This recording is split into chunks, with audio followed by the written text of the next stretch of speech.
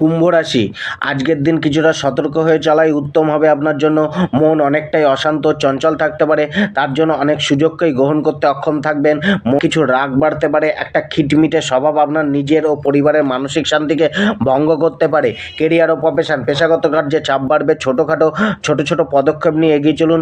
আজকে কোনো হড়বড়ি না করাই ভালো। নিজের কেরিয়ারের জন্য আজকে চেষ্টা পরিশ্রম দুটোই বেশি করতে হবে। বিদেশ যাওয়া বা বাইরে যাওয়ার যোগাযোগ বা চিন্তা ভাবনা মনে আসতে পারে কেরিয়ারকে নিয়ে। জবে আজ কোনো আকস্মিক ঘটনা আপনাকে বিস্মিত করতে পারে। জবে স্থান পরিবর্তন বা যাত্রা হতে পারে।